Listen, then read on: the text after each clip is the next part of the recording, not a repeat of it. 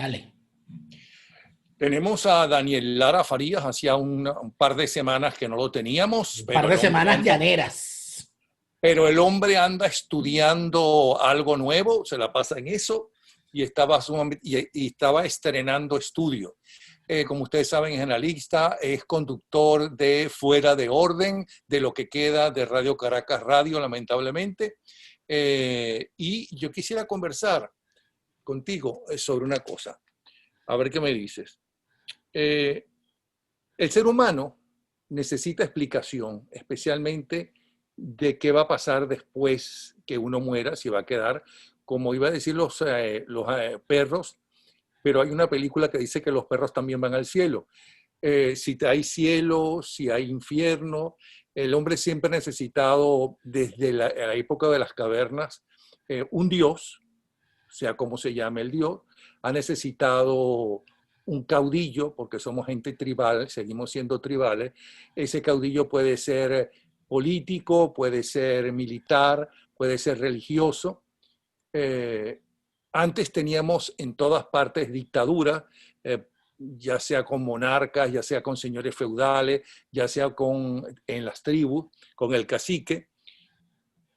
Y ahora estamos muy más avanzados, ahora teníamos en la mayoría de los países partidos políticos, pero también están en decadencia, lamentablemente, porque no se han actualizado o no han podido actualizarse, porque todos estos medios nuevos, el Twitter, el Facebook y todas esas cosas, lo que hacen es suplantar en parte la familia o el partido el grupo político, y además nos está dividiendo y están generando además posiciones radicales. Tú que has estado en un partido, en el más importante partido que ha tenido Venezuela, quisiera que primero me dijeras qué aprendiste bueno en el partido. Ya sea ese, ya sea otro, pero tú tienes uno concreto y qué importa el nombre.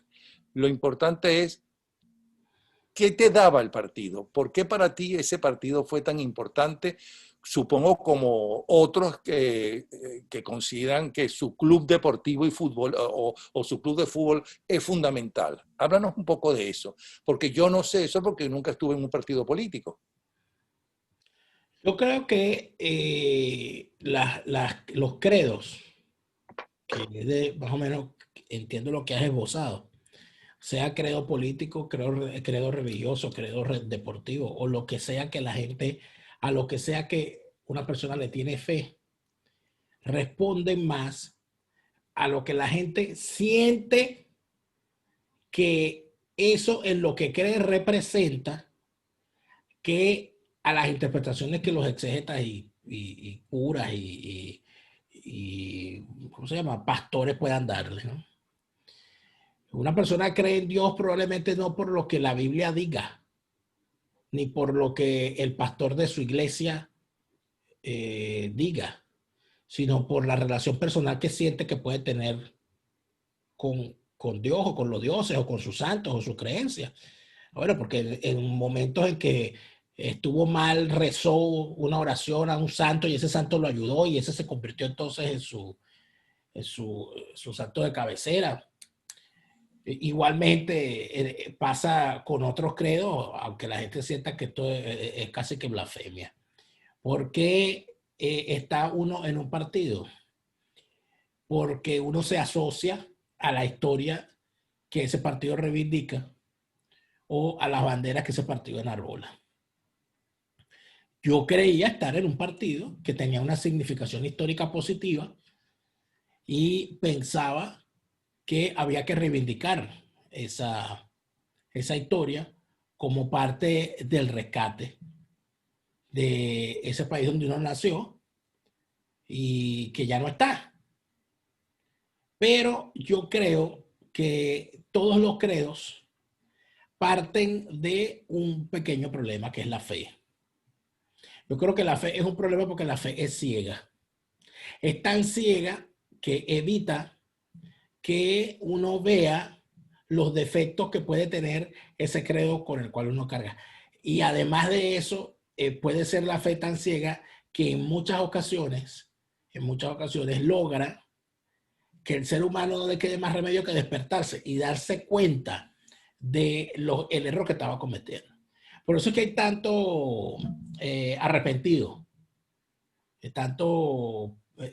tantas personas abjurando de sus credos. Ok, pero yo te Bien sea estaba... de su religión, bien sea de su posición política. Y eso que tú hablas de la polarización en este momento es parte de eso. ¿Cuántas de las personas que son, sin hablar de ninguna de las dos posiciones, cuántas de las personas que son radicales de una de las dos posiciones que están en este momento en alza en el mundo no pertenecían en su juventud al otro bando?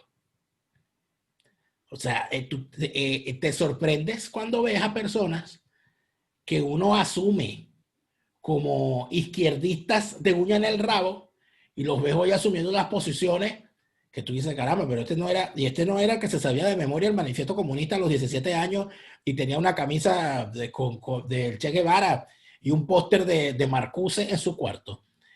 Y se sabía los cuadernos y lloraba leyendo los cuadernos de Antonio Gramsci. Y te sorprende también viendo a unos tipos multimillonarios gracias al libre mercado anotados en posturas radicales en contra del libre mercado. Entonces, bueno, ¿y este qué le pasó? Si este tipo, si tiene libre mercado, él no sería quien es. Y entonces él está anotado ahorita en el bando contrario, pidiendo restricciones a la economía, restricciones que no tuvo él para hacerse multimillonario. Entonces pareciera que en realidad estamos viviendo en el mundo de los perjuros, en el mundo de los abjurantes, o en el mundo de la gente que decidió que la blasfemia era el camino, y por eso que estamos polarizados, creo yo. Todo esto te lo pregunto porque yo siento que en el caso que nos duele, que es Venezuela, y que es la situación venezolana, parece que no tenemos partidos ya, parece que no tenemos ya dirigentes nacionales. ¿Por qué estoy en un error o si no estoy en un error, por qué crees que está pasando eso? Cuando para salir de esta banda de narcotraficantes se necesita, en principio, unión para una cosa.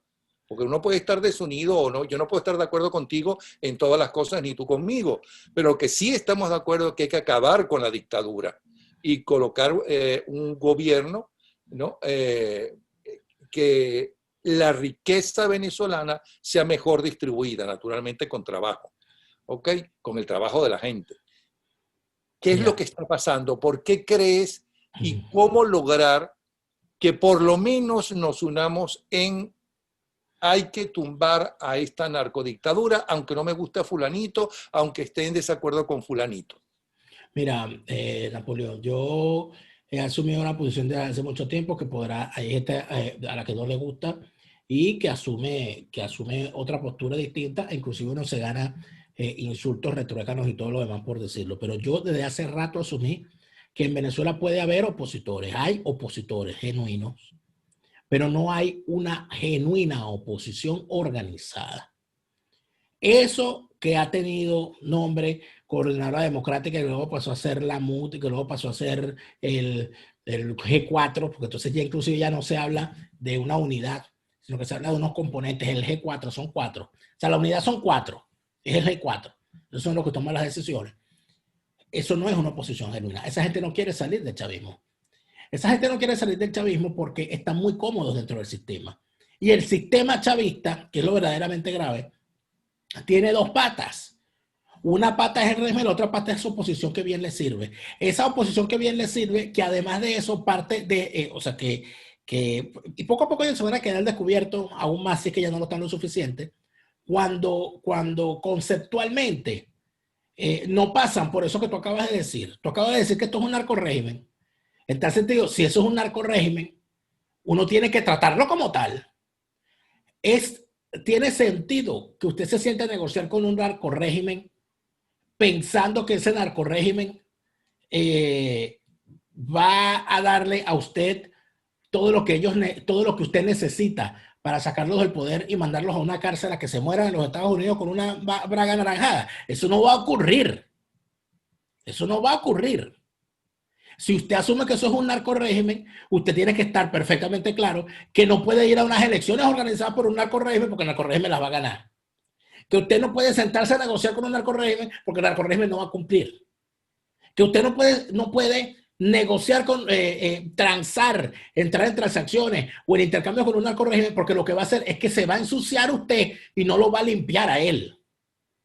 Si nosotros entendiéramos eso, si nosotros partiéramos del principio de que eso es una organización del crimen transnacional y que al ser una organización del crimen transnacional no tiene sentido jugar a la política con ellos, si nosotros partiéramos de allí, tendríamos que empezar a actuar en consecuencia.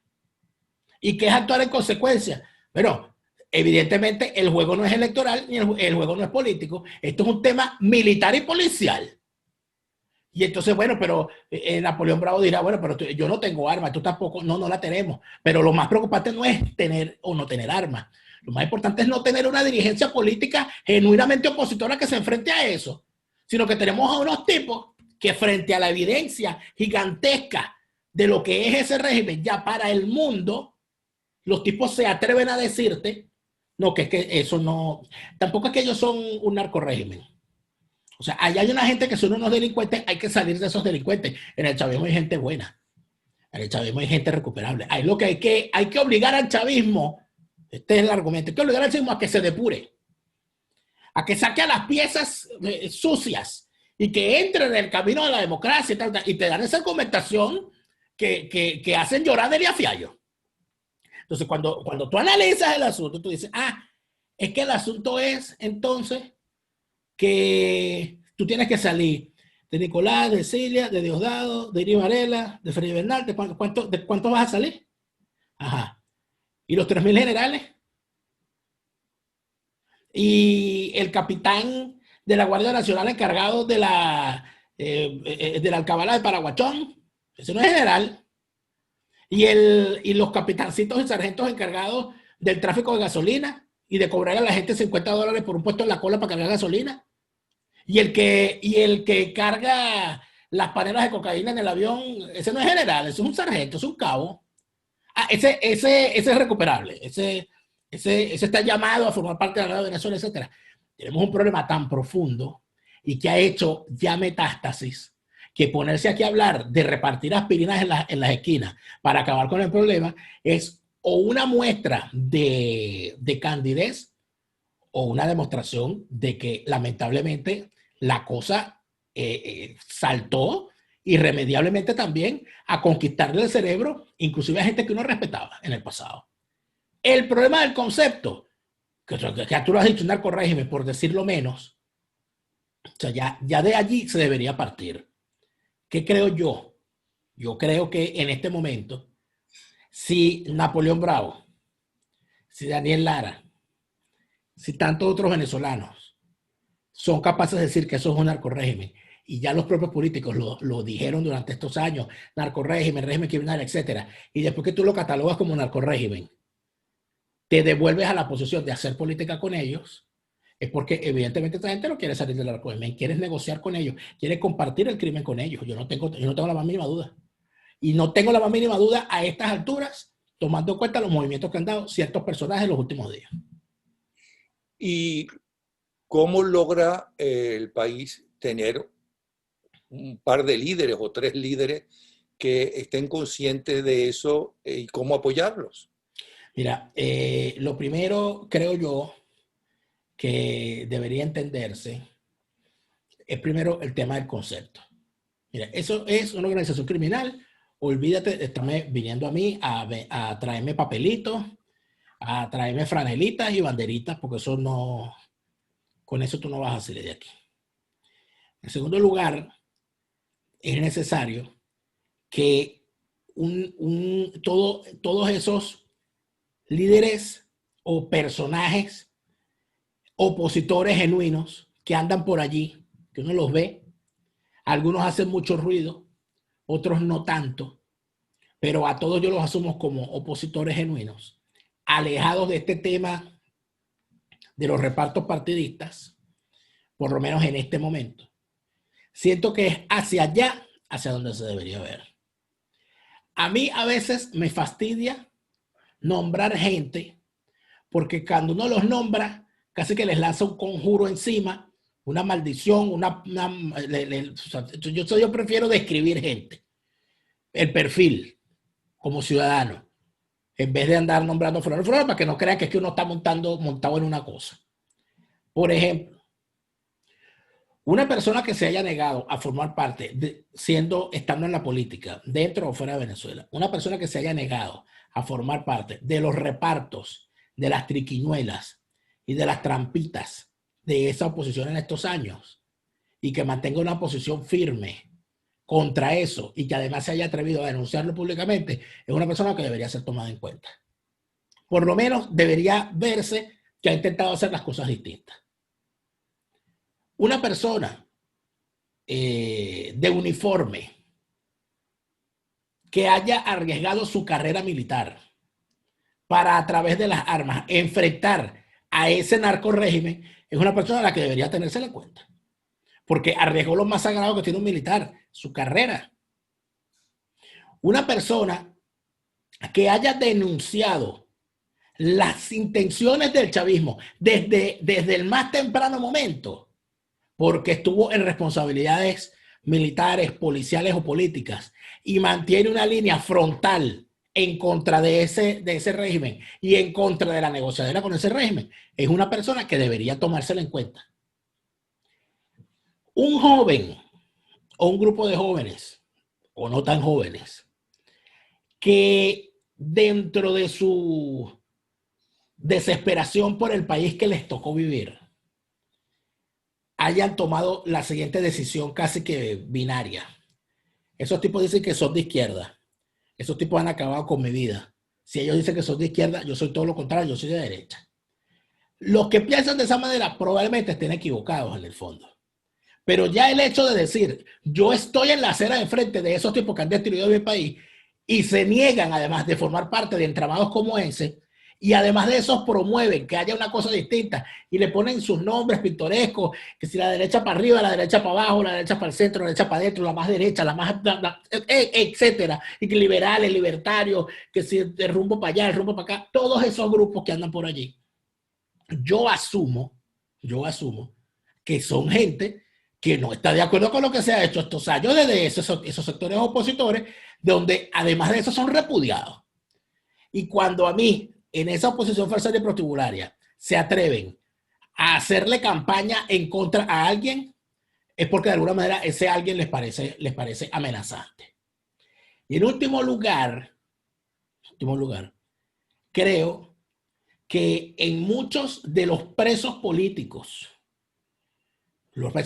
reales, no partidistas, que han formado parte de organizaciones que han hecho acciones de resistencia civil y de desobediencia, y que han sido liberados o permanecen presos, de allí va a salir más de un liderazgo necesario para el futuro. Creo además, Napoleón, y es mi punto de vista particular, que dentro de organizaciones de la verdadera sociedad civil, no de esos que crearon como concepto de sociedad civil para esconder las intenciones partidistas, sino dentro de esas organizaciones que hacen actividades directamente en la sociedad, como por ejemplo estos grupos pertenecientes a credos religiosos que están haciendo labor humanitaria sin tomarse la foto ni ponerlas en redes sociales, que se encargan de hacer comidas, de atender a personas desvalidas, estas sociedades de mutuo auxilio, estas sociedades inclusive estas sociedades de animalistas, estas personas que se encargan sin andarse tomando la foto, de tener refugios de animales, de ponerse de acuerdo para recoger animalitos de la calle, etc. Allí hay una señal de que algo queda en la sociedad venezolana en favor de hacer una actividad y una acción en pro de la mejora de la vida de los ciudadanos. Allí es donde están los liderazgos. Que es fácil, que es difícil, ya eso sería otra discusión. Yo además siento que hay que saber distinguir, y eso es muy importante ahorita con estos nuevos medios, que no es lo mismo una persona que se ponga frente a una cámara y un micrófono a decir algunas verdades que sean graciosas, que sean chéveres o que sean estruendosas y se viralicen. Ese no es un líder necesariamente. Ese es un opinador que montó un discurso y la pegó. Un youtuber no es un líder. Esto que llaman ahora, porque le han dado hasta un nombre, un influencer, que tiene 200,000, 2 millones de seguidores en las redes sociales, y entonces dice un día una cosa contra el gobierno, entonces salen 500,000 aplaudidos, está el nuevo líder. Pues eso no es así. Eso no es por ahí. Lo que yo creo finalmente, Napoleón, y de forma sincera, es de que siendo esta una organización criminal, que es una cosa inédita en la historia del chavismo, y estando esa organización criminal librando una guerra de nueva generación contra la ciudadanía, no puede ser que intenten desplazarlo del poder utilizando los métodos convencionales, porque eso no es un grupo convencional. Y lamentablemente, uno de los grandes errores que se ha cometido es confiar en gente que no solamente no quería salir del chavismo, sino que muchos de ellos, queriendo salir, han tenido errores estratégicos básicos que parten desde un principio. Número uno, el tema del concepto, que ya lo hablamos. Y número dos, el tema de no conocer al enemigo. Aquí hay una gente que tiene 22 años haciendo política y no conoce a quién es el chavismo. O sea, no tienen idea de lo que los tipos son capaces de hacer. Y todavía se sorprende cuando escuchan los relatos de los presos políticos liberados. Que eso es para morirse, los cuentos de los presos políticos liberados. De cómo han avanzado en las torturas. Yo hablé en estos días, en mi programa en Radio Caracas Radio, con Neomar Hernández, con el preso político recién liberado Vasco da Costa. Vasco da Costa ha estado durante todo el chavismo, ha sido detenido 8 veces. Y se le han seguido 5 causas distintas, que han sido las 5 veces que más tiempo ha estado preso. Y luego de esa vivencia, Vasco da Costa puede hablar de cómo ha ido evolucionando el aparato represivo del régimen. Y lo que nos cuenta ahora es que se dio cuenta cómo se ha sistematizado la tortura. De cómo la tortura en Venezuela se ha convertido en una actividad estructurada de una forma tal que hace difícil pensar cómo demonios sales tú de eso, cómo desmontas tú eso.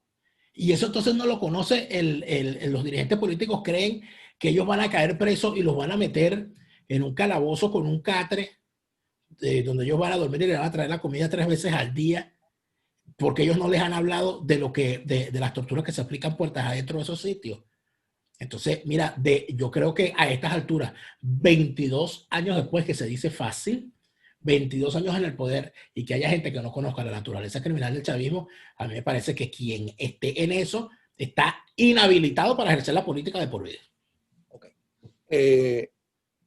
¿Cómo hacemos entonces, si es que hay futuro, para que no seamos una segunda Cuba? Es decir, ellos ya llevan 61 años de una tiranía. ¿Qué hay que hacer? Bueno, mira, hay algo que tenemos de ventaja con respecto a Cuba, que son los tiempos. Cuba tuvo a su favor, Fidel Castro tuvo a su favor su época, su tiempo, tuvo a su favor la Guerra Fría y tuvo a su favor un momento bien particular de la política de los Estados Unidos. Esas ventajas que tuvo Fidel Castro, afortunadamente para Venezuela, no la tenemos los venezolanos. Pero al mismo tiempo, el chavismo tiene una ventaja que no tuvo el castrismo, que es la experiencia cubana. O sea, toda la experiencia de la maldad castrista puesta al servicio. O sea, eso es lo que... Hay un autor que escribió un libro que se llama La franquicia cubana. Hoy lo volví a sacar esa entrevista con él. Exactamente. Bueno, eso yo lo escuché con atención. En efecto, es una franquicia. Es como montar un McDonald's. O sea, es que los tipos van a terminar mercadeando eso y va a ser un producto de exportación real. Es que lo mercadean. Todos esos mercadeos. Cuando usted ve a un muchacho europeo en una marcha del orgullo gay, con una franela del Che Guevara, que era un tipo que fusilaba, que era un tipo que fusilaba a los homosexuales. Pero es que Ricky Martin en la ópera Evita, él hizo del Che Guevara. El personaje del Che Guevara estaba hecho por Ricky Martin. Interpretó un papel, pero más allá de eso está en cómo el mercadeo del castrismo es capaz de percolar en un colectivo al cual el castrismo declaró enemigo dentro de Cuba. Pero también es verdad que el capitalismo fue quien endiosó con franela, fotos y demás la figura del Che Guevara. Por supuesto que sí, por supuesto que sí. Y tienes otro tema entonces. ¿Qué hay más en el mundo? ¿Más franelas de Ronald McDonald o más franelas de Che Guevara? Yo creo que más franelas de Che Guevara que de Ronald McDonald. Pero más o menos el esquema de negocio viene siendo el mismo. ¿Tú quieres tener un McDonald's? Te informo que ya Ronald McDonald hace varios años ya no está en el merchandise de McDonald's. Bueno, porque es un payaso bien feo, Napoleón, hay que entenderlo. Bueno, pero que siempre fue bien feo. Es por otras razones. Pero bueno. Ojalá algún día saquen a Che Guevara también del mercado. Pero fíjate lo siguiente, tú vas a montar un McDonald's y tú llegas a un restaurante McDonald's y aquí en la ciudad de Leipzig, vas a tu ciudad, vas a Caracas o vas a donde sea que tú vayas y van a tener el mismo estilo de muebles, la misma decoración, las mismas cajitas, la misma hamburguesa, elaborada de la misma forma, las mismas papas fritas y el mismo combo. Así es el castrismo. El castrismo te vende lo mismo. Usted, en el caso de Venezuela, ya inclusive... Perdón. Así es el comunismo. Con la ventaja de que los dirigentes y los Lula, los Evo Morales, los Maduro y demás, cuando se reúnen, ya sea en el Foro de Sao Paulo, ya sea donde se reúnan, pueden discutir entre ellos, pero cuando se llega a lo que hay que hacer, inclusive los que no están muy de acuerdo, ¿no?, se quedan calladitos para el gran público y hacen lo que quedaron en hacer. En cambio, los demócratas no hacen eso. La gente democrática, como una de las cosas de la democracia es poder hablar, poder disentir, ¿okay?, no solamente no se unen normalmente, sino que siguen manejándose con los comunistas y con los castristas desde mi punto de vista, por miedo a que le alebresten su país, como está sucediendo con Chile. Exactamente como está sucediendo con Chile. Mira, lo que pasa es que el caso cubano es un caso tan particular que inclusive yo estaba leyendo, creo que lo tengo acá, por eso es que lo estoy buscando con la mirada, el libro de Edgardo Mondolfi, La insurrección anhelada. Edgardo Mondolfi Gudat escribió este libro, que es el tercero de su trilogía, donde está Temporada de Golpes, El Día del Atentado y La insurrección anhelada, sobre el periodo de Rómulo Betancourt. En La insurrección anhelada habla ya de la parte final, que es la emergencia de las guerrillas. Y él hace una revisión del tema guerrillero venezolano y en particular de la inspiración cubana, de la inspiración castrista, y da una explicación de todo eso, de cómo la izquierda venezolana, al no tener, o sea, sintió que la cosa era una moda. Eso es una moda, pues. Entonces es como cuando que tú quisieras ser como en Venezuela, habiendo nacido en Caricuao, quisiera ser como los Beatles que nacieron en Inglaterra, de que quisiera ser exactamente igual a ellos. Imposible. Son los muchachos de Inglaterra y tú eres de Caricuao. Estos tipos, guerrilleros venezolanos, querían emular una supuesta lucha de los guerrilleros en armas, oprimidos y tal, en un país que ya había derrocado o ya había visto caer o irse a un dictador, y que lo que quería era construir una democracia. Y a una gente que está buscando construir una democracia, tú vienes a vender a la dictadura del proletariado con el pueblo en armas desde el monte. O sea, eso no combinaba por ninguna parte. Y así de mal le fue, pero lo que él plantea es cómo la Unión Soviética, con respecto a Cuba, empezó a debatirse, porque era antihistórica la experiencia de la Revolución cubana, porque no estaba explicada en los libros clásicos de la Revolución y del marxismo. Bueno, porque lo que te dice la teoría es que ellos hablan del feudalismo, entras al capitalismo, y del capitalismo, de la putrefacción, entra en su fase imperial, y de allí emerge el proletariado y tumba la cosa. Y en Cuba no había eso.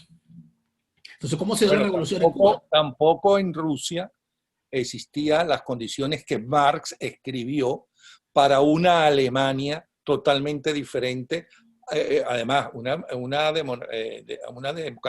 Alemania que estaba en el periodo de industrialización, mientras que Rusia estaba muy atrasada. Y en Rusia sí triunfó y en Alemania no. Y eso te lo explica entonces las tesis escritas por Lenin. Entonces te hablan ya del marxismo-leninismo, de cómo la cosa. Y Nikita Khrushchev termina diciendo, y lo recoge, lo resume muy bien acá Edgardo Mondolfi, cómo había que apoyar a Cuba, porque en Cuba se estaba manifestando las tesis de Lenin con respecto a la revolución y tal y todo aquello. O sea, se vio la cosa con una emoción. Y en Cuba se pudieron dar unas libertades por cuestiones del momento que no se pudieron dar en la Unión Soviética. Por eso es que tú ves... Además, acuérdate de una cosa. Algunas de las mentes más brillantes de los años 50 y 60, ¿no? Cuando aparece ese muchacho llamado Fidel Castro, enfrentándose a una dicta blanda, porque en esa época, excepto los últimos 3 años, sí fue una dictadura dura, pero antes no lo fuera, y Cuba era, de todas las islas y de buena parte de los países de América, de los países más avanzados en los años 50. Es más, tenía más camas en los hospitales en proporción que los mismos Estados Unidos. Pero las mentes más brillantes de Europa y de América, algunas de las mentes más brillantes, ¿no? Y la mayoría, diría yo, estaban emocionados con el marxismo y con Fidel Castro. Y con la Revolución Cubana. Y bueno, por eso, con Castro, con la experiencia. Por lo tanto, emularlos era una cosa casi, ahora, pero ya casi que un mandato. Tiempo. Quiero volver al presente, porque la gente hoy en día, ¿no? Y creo que tú lo dijiste al principio, yo creo que están hasta aquí de las denuncias, ¿ok? Y lo que quieren es, ¿qué tengo que hacer? Y con a quién tengo que apoyar de aquí, de los estados de Venezuela y de afuera, para salir de esta banda de delincuentes. Mira, lo primero... Es lo que quiere saber la gente, ¿qué hay que hacer? Ya te hablé del... Entonces están buscando un Dios, bueno, pero en el extranjero. Bueno, Dios ha muerto, dijo Nietzsche. Sí. ¿No? Entonces, vamos a empezar por ahí. Pienso que lo primero que debería hacer un venezolano es tener claro el concepto con respecto al chavismo. Eso no es una organización política.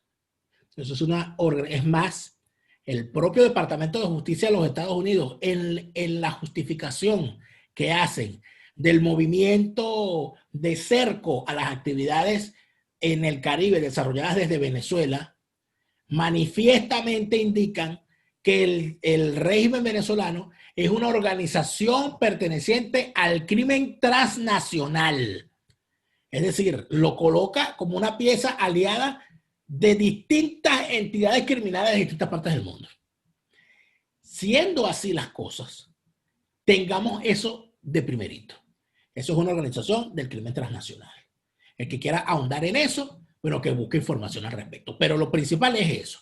Y si esa es una organización del crimen transnacional, ¿cómo demonios, independientemente de lo que digan responsables de política exterior de los países aliados, cómo es eso que tú tienes una organización del crimen transnacional y tú vas a plantear que la salida es una transición con miembros de esa organización del crimen? ¿Y de qué característica va a tener esa negociación para llegar a eso? Que los narcotraficantes puedan seguir traficando. No, mira, vamos a ponerte un tope. No van a ser 1000 panelas al día, van a ser 600. Ese va a ser el arreglo. Y eso es más o menos lo que pasó o lo que pasa en México. Bueno, exacto. En México se está viendo la historia al revés. En México están construyendo el chavismo de atrás para adelante. Empezaron por el final. Una cosa, pero yo creo que sí los dirigentes están bien claros en que eso es una banda de narcotraficantes. Y la conversación viene, ¿por qué no se unen para enfrentarse?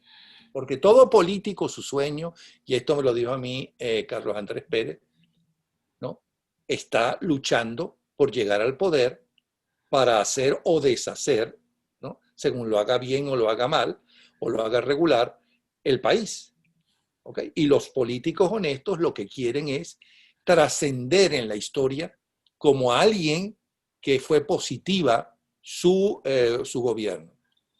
Pero, por ejemplo, hablemos del partido más importante que ha tenido en el siglo XX Venezuela, como es Acción Democrática, que si alguien ha hecho una revolución se llama Acción Democrática, una revolución en educación popular, una revolución en casas populares, en infraestructura realmente hizo, y la creación, o casi la creación, pero el crecimiento como nunca de la clase media. ¿Okay? Entonces tenemos una Acción Democrática de Bernabé Gutiérrez, una Acción Democrática de Ramos Alú, una, aunque no se llame Acción Democrática, de uno de sus líderes y candidatos electorales como es Claudio Fermín.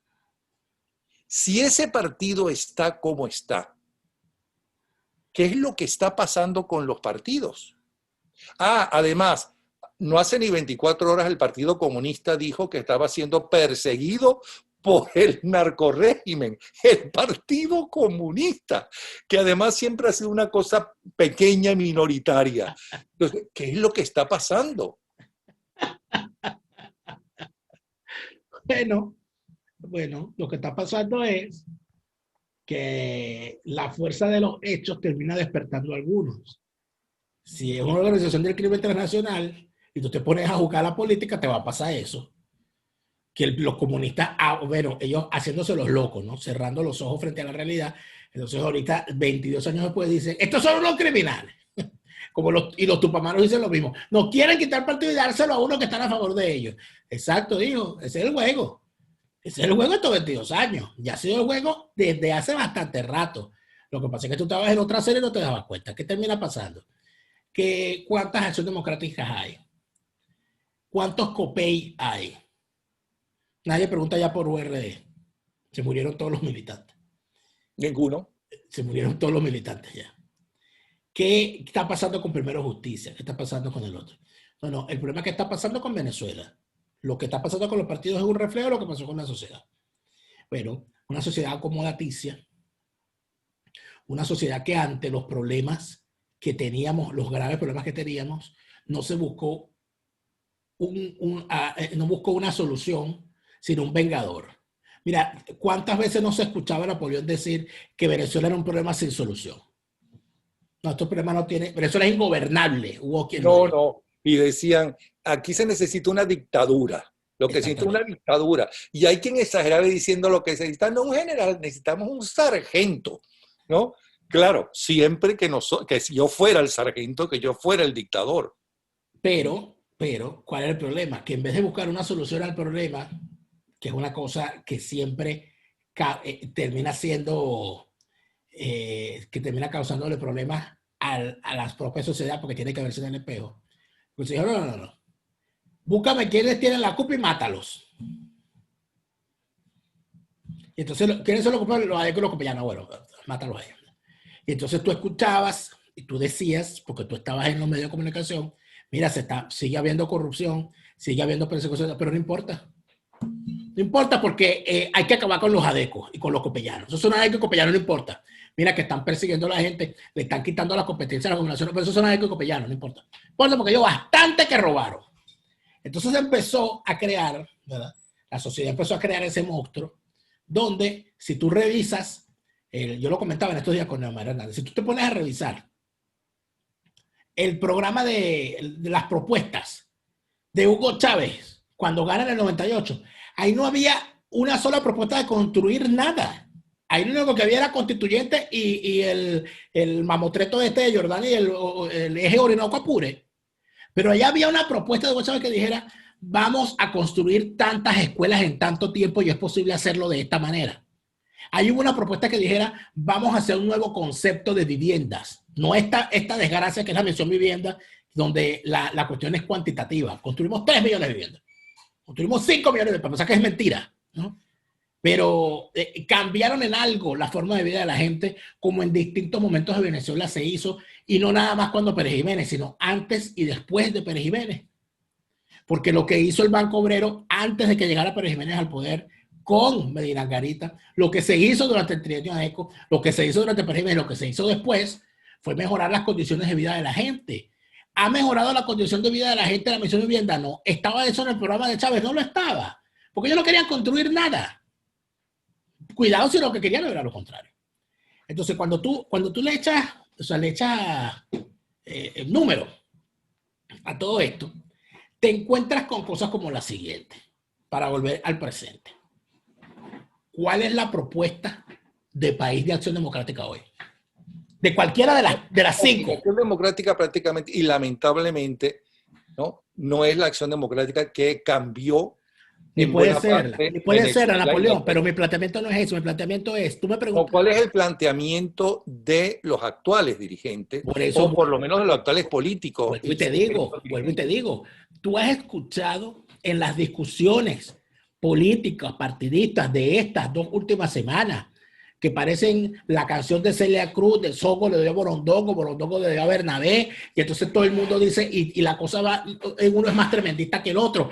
Tú eres un alacrán, no, tú eres un escorpión, no, tú eres un traidor, no, tú eres un... Entonces la cosa va como, ya han recorrido todo el universo animal para describirse entre ellos. Aquí lo que queda es repetir aquella frase del comercial de Teodoro Pekov. Oye, si lo que dice Guaidó de Capriles es verdad y lo que dice Capriles de Guaidó es verdad, ninguno de los dos está preparado para ser líder de este país.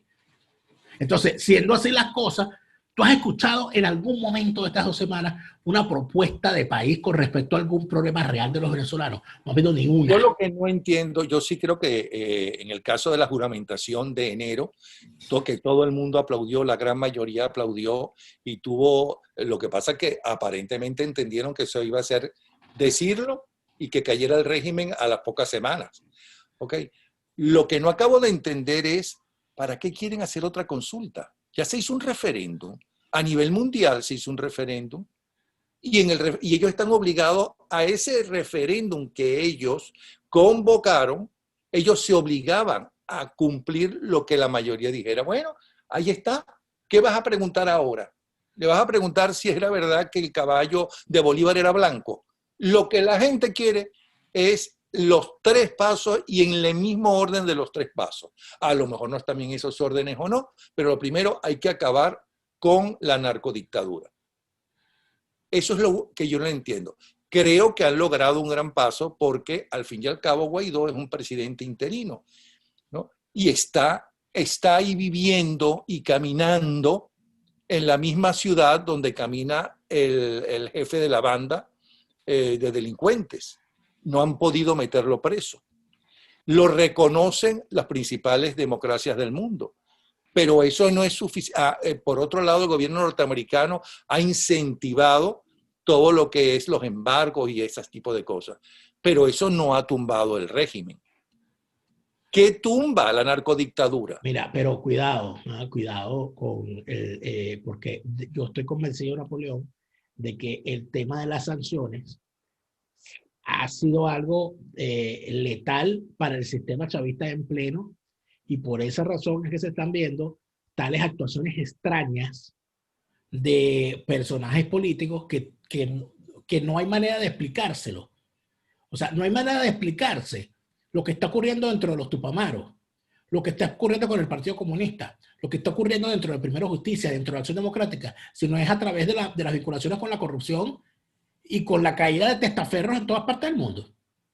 No hay otra forma de explicárselo, porque no puede haber como una persona como Capriles. Vamos a pensar que el señor es un opositor y un líder político que quiere seguir en la jugada y que quiere ser presidente algún día.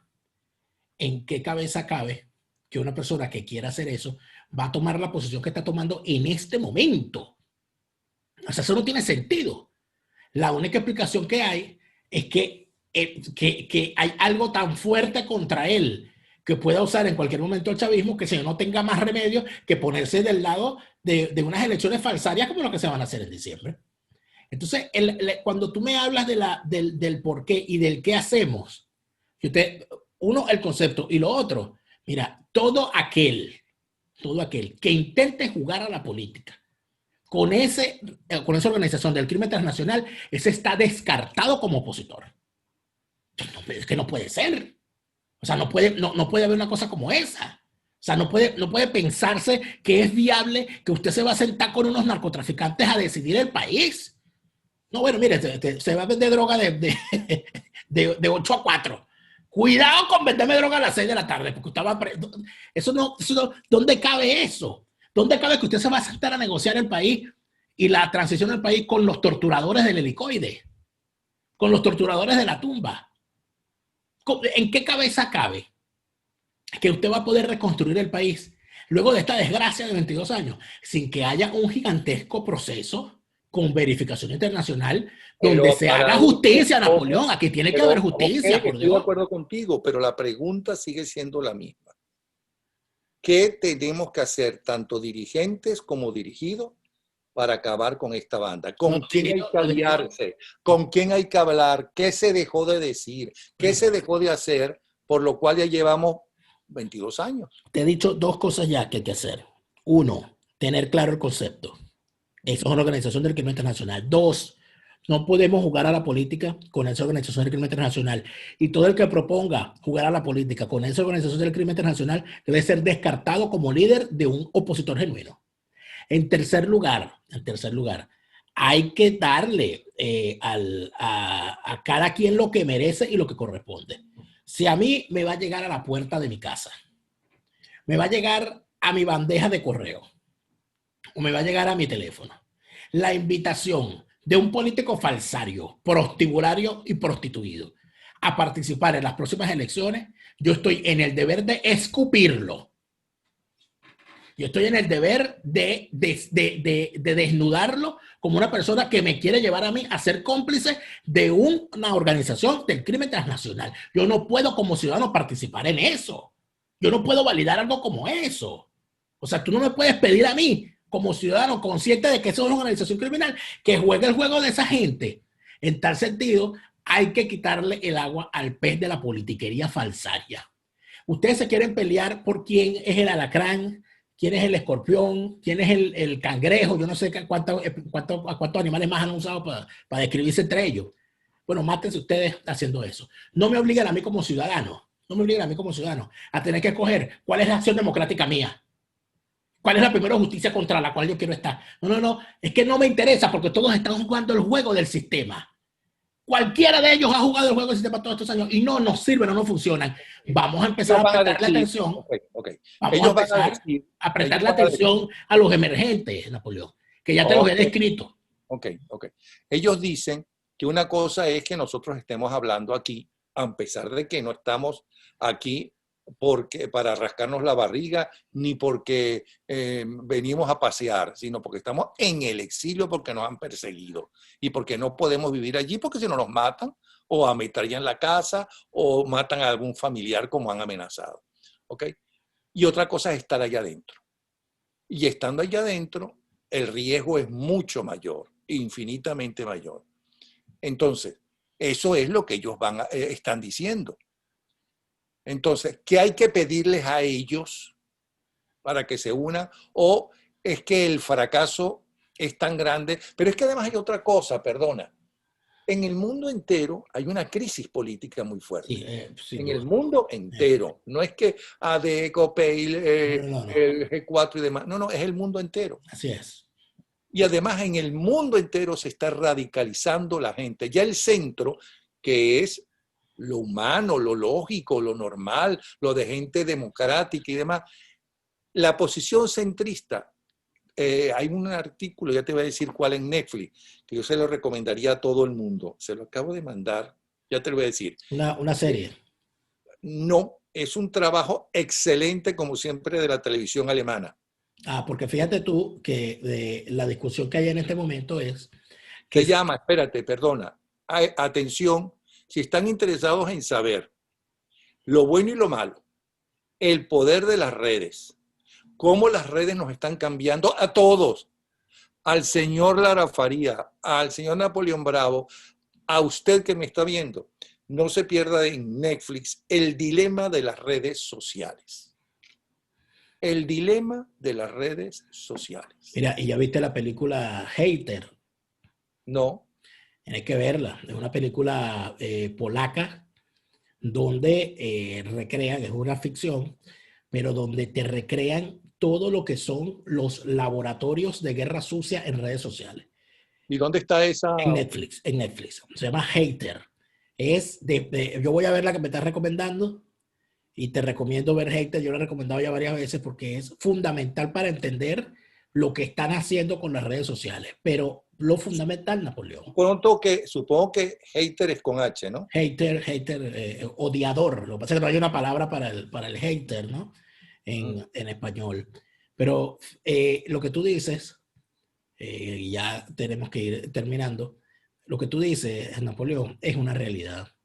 Ante las decisiones políticas, la sociedad, para tomar una decisión, se movía al centro. Es decir, el centro era quien tomaba decisiones. Y el político que lograra ubicarse más al centro, bien fuese de izquierdas o de derechas, pero que estuviera al centro de forma tal de que si era de centro derecha, la derecha lo viera como suyo. Y si el votante era de izquierda, el votante de izquierda dijera, bueno, él es de derecha, pero tampoco tan a la derecha, no me amenaza, no me siento amenazado por él. Ese era el que lo lograba. Hoy están mandando los extremos. Hoy el que decide es el votante del ala más extrema, porque ese votante del ala más extrema, gracias a los fenómenos de los nuevos medios de comunicación, tiene capacidad de difundir. ¿Cuál es el reto? ¿Y cuál es la paradoja?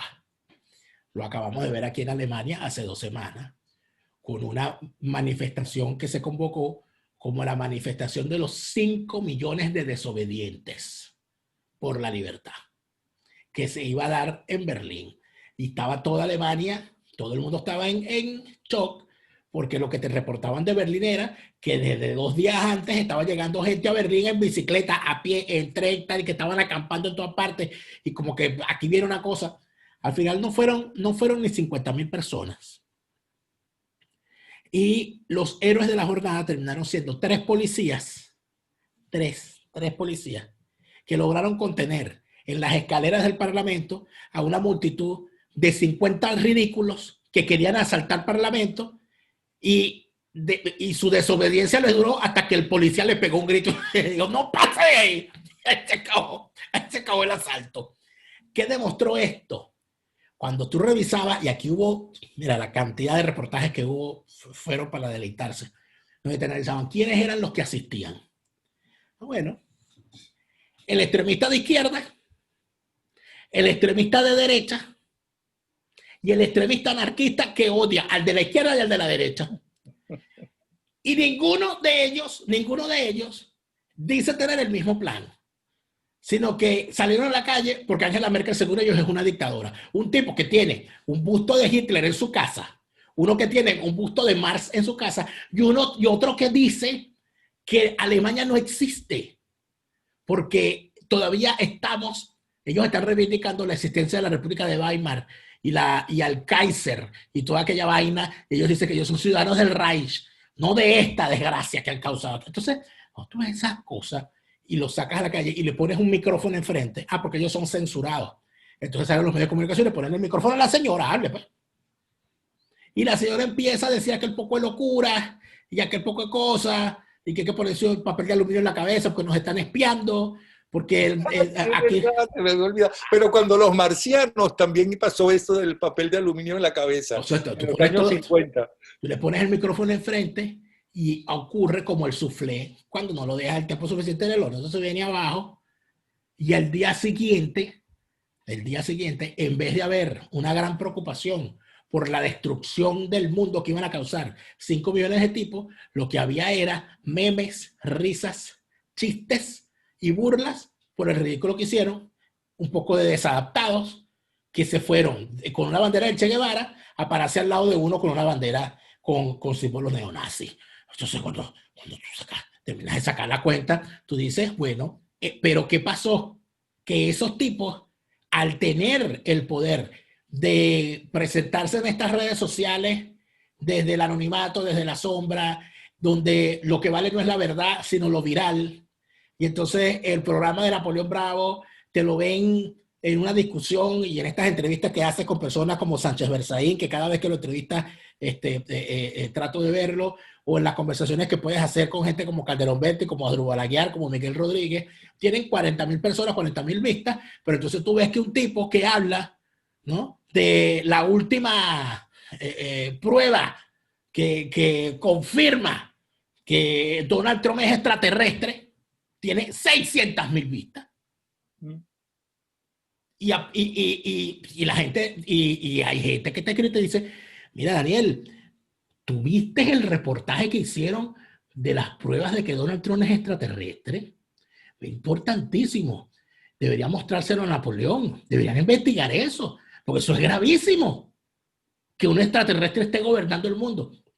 Y tú terminas pensando, de verdad un tipo, desde la sala de su casa, un mal entretenido, te creó un invento, lo montó en las redes, lo logró viralizar, y eso vale más que una investigación hecha por un científico que te habla de la veracidad del contagio del virus, pero no el gordito de pasillo atravesado con una computadora creando una teoría según la cual el virus es una mentira creada por Bill Gates, porque Bill Gates no tiene nada mejor que hacer que crear un virus para matar gente, ¿verdad?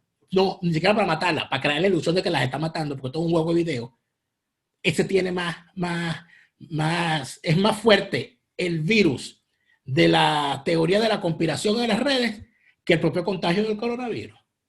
Entonces, ese es el mundo donde estamos viviendo. Pero perdón, hablando del coronavirus, no hay gente que dice que no es verdad, que es una pandemia, que es una gripe normal y corriente y que todo eso es un complot. Eso se acaba, eso es lo que te estoy hablando. Eso se acaba cuando yo les da el virus. Sí. Cuando yo les da el virus, se acaba esta teoría de la conspiración. Se acaba esa teoría. Entonces, ¿a dónde voy con todo esto para allá aterrizando, Napoleón? Este es el mundo que nos tocó vivir.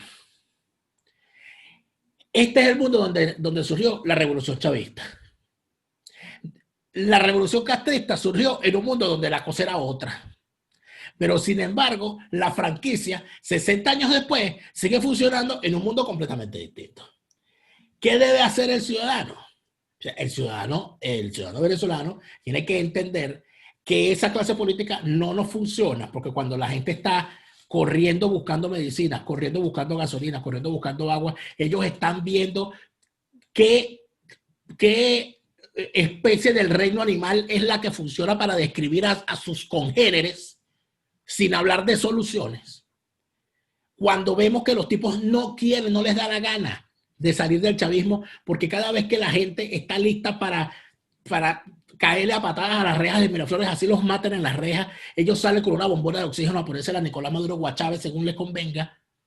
Tomando en cuenta todo eso, aquí lo que corresponde es entender que necesitamos una dirigencia genuina, que hay creo que muchos opositores genuinos por allí, dejándose ver, dando sus ideas.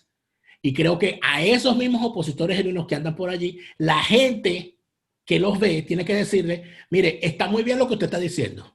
Está bien chévere lo que usted está planteando. A mí me parece que usted es una persona seria, una persona honesta. Por favor, llámese a fulano, a fulana, a fulano y a fulano y pónganse de acuerdo en plantear una alternativa, porque así no vamos a poder seguir. Yo creo que eso es lo que hay que hacer, Napoleón.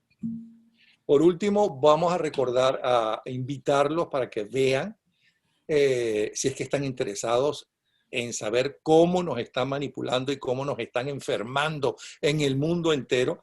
Yo les recomiendo de Netflix, les recomiendo El dilema de las redes sociales. Y tú les recomiendas también de Netflix una película. Hater, una película polaca, muy buena. Hater, en Netflix también. Y si ustedes de esa minoría, porque también hay que saber entender a las redes sociales y por lo menos al Twitter, ¿ok? El Twitter se tienen que fijar la diferencia tan enorme que hay entre las 4 o 5 radicales, sea de extrema derecha como de extrema izquierda, ¿okay? Y los like, ¿no?, que hay realmente, que son infinitamente mayores frente a gente seria que nosotros presentamos. Si usted está, si algo de lo que ha dicho Daniel Lara Faría está en contra de sus ideas, aquí lo dice no para que obligarle a usted a que piense diferente, sino ese es su punto de vista respetable, como es respetable su punto de vista. Mañana otra persona que tenga un punto de vista diferente que lo de Lara Faría estará, y tiene que escucharlos a los dos, a Lara Faría y a Pepito Pérez. Y pongo el caso de Lara Faría porque lo tengo enfrente, pero no, este no piensa como yo, este no tiene la verdad, entonces yo no lo veo. Porque además es un tal cosa y un tal cosa y un tal cosa, y empiezan a insultar sin conocer a la persona. Bueno, aquí hemos traído especialistas y de repente uno que otro, a ese especialista, economista brillante, reconocido en el mundo entero, por ejemplo, es que ese carajo no sabe nada, ¿no? Y tú dices, bueno, pero ¿quién lo está diciendo? En lugar de decirme, yo pienso tal cosa, porque usted cree tal cosa, o sea, porque además se ha perdido, hay gente, esos radicales pierden el respeto. Yo pienso que esto es una minoría. es perfectamente válido que una persona no quiera ver los contenidos que uno hace. Bueno, a mí no me gusta Napoleón Bravo, yo no veo a Napoleón Bravo. O a mí me gusta Napoleón Bravo, pero no me gusta ese Daniel Lara, yo no voy a ver a ese Daniel Lara cuando Napoleón Bravo lo tenga. Ok, eso es válido. Lo que a mí no me parece válido es que usted se cale completo un contenido para después, al final de ver el contenido, lanzarle 50 insultos a Napoleón Bravo o a Daniel Agua, quien sea que esté, ¿no? Eso me parece una estupidez. Yo puedo ver algo, mira, no estoy de acuerdo, y de repente no estoy de acuerdo con lo dicho, y lo que me parece más constructivo, si conozco a la persona, es escribirle directamente, decir, mira, dijiste esto, y eso es muy poco. A mí solamente me lo han hecho, lo voy a decir porque no estoy infamándolo. Yo he dicho alguna vez alguna cosa y he tenido solamente en 3 oportunidades, me ha ocurrido, que ha venido la persona aludida con respeto a, no, ni siquiera a pedir derecho a réplica, sino a presentar una aclaratoria. Uno, Andrés Caldera, por una llamada telefónica hecha a mi programa, donde alguien dijo, porque a Andrés Caldera le decían pimentón, de lo corrupto que era, porque estaba en todos los guisos. Y Andrés Caldera mandó una carta, fue a la emisora personalmente a entregar la carta, donde hacía una aclaratoria sobre el asunto, y donde además de eso escribía, anexaba un artículo donde le respondió a Chávez, cuando Chávez lo llamó de esa manera, en una alocución, diciendo además que si él era un corrupto, ¿dónde estaban los juicios que se habían hecho en su contra? Cosa que es lo suficientemente valedera como argumento. Después tuvo a bien, yo conozco a la familia, y realmente es una familia honesta, que se pudo haber equivocado o no Caldera, como todo ser humano. Tuve a bien, lo invitamos al programa y tuvo a bien ir. La segunda persona fue su hermano Juan José Caldera, y ahí sí fui yo el que hice el señalamiento, cuando me referí al incidente de un senador del Partido Convergencia, que era a su vez propietario del Banco Andino, el señor Bernardo Celis. Y yo dije que cuando se lanzaron las acusaciones contra el señor, y se le había preguntado a Juan José Caldera, que era el jefe de la Fracción de Convergencia, si se le iba a levantar la inmunidad a ese senador, y que la respuesta había sido que él no iba a tirar que ellos no iban a tirar al pajón a un compañero. Eso fue lo que yo como lector obtuve en aquel momento, y él me mandó una aclaratoria diciéndome que esa había sido la respuesta rápida que le había dado a una pregunta que le hicieron en el Nacional, y que maliciosamente fue con lo que titularon, pero no pusieron todo lo demás que él dijo, que fue una explicación donde inclusive señala que hubo en efecto un juicio contra Bernardo Celis, que Bernardo Celis perdió el juicio y que Convergencia allanó, o sea, votó a favor de quitarle la inmunidad parlamentaria, y el señor Bernardo Celis se tuvo que enfrentar. Eso nunca fue reseñado. Se reseñó fue la frase, y Juan José Caldera me hizo llamado de atención Yo lo atendí, se le invitó al programa donde Juan José Caldera sacó, bueno, una lista de agravios de la prensa durante años contra él, contra su papá, contra su familia. Y la tercera persona, insospechado, no te lo vas a imaginar, que a mí me sorprendió mucho, por cierto, fue Héctor Ciavaldini, que fue el primer ministro de Energía y Minas de Chávez. Porque yo dije en mi programa que la desgracia de Chávez contra PDVSA había empezado cuando nombraron a Héctor Ciavaldini ministro de Energía y Minas, cosa que mantengo, ¿no? Y el señor Ciavaldini, eso hace que escuchó el programa y se sintió, o sea, sintió que había sido agredido y no fue a pelear, ¿no? Fue a presentar un documento diciendo cómo había sido su gestión, lo que él había hecho y cómo se había él divorciado del chavismo por las razones que había hecho la cosa, y dio su explicación. Yo la leí, hicimos referencia de eso y por supuesto no nos casamos con su cuestión, pero le respetamos eso. ¿Qué le cuesta a una persona que tiene un diferendo porque Daniel Lara dijo tal cosa en el programa de Napoleón Bravo, mandar respetuosamente? Mire, señor Daniel Lara, yo no quiero que usted me... sino yo lo que quiero es decirle a usted que usted ha dicho esto, y esto no procede por esta razón. Y yo creo que usted está equivocado y debería tomar en cuenta estos puntos de vista. A mí me dicen eso y me desarman. Yo tengo que leerlo y decir, mira, aquí voy a leer esto que me mandó este señor. Ah, no, pero entonces usted escribe, bueno, pero Daniel Lara todos los días, que eres un borracho, que cada día estás más gordo, que qué haces tú en Alemania. Pero mira, espérate un instante. Hay los Caldera, ¿no? Y en el caso de Ciavaldini, no lo conozco a Ciavaldini, pero conozco a los Caldera, es gente decente, preparada, ¿no? Estudiosa, ¿no? Y no es grosera. Por cierto, y hablando de responder, porque otra de las cosas que se ha creado, y esto no es nada nuevo, ni es culpa exclusivamente, pero sí lo ha exacerbado los nuevos medios, es las imágenes que la gente se hace de la gente.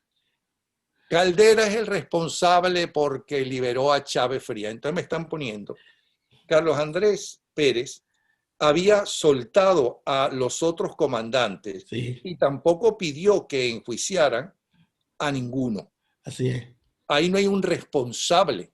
No es que Caldera sea responsable, no es que Carlos Andrés sea responsable. A lo mejor se equivocaron. No, pero yo sé...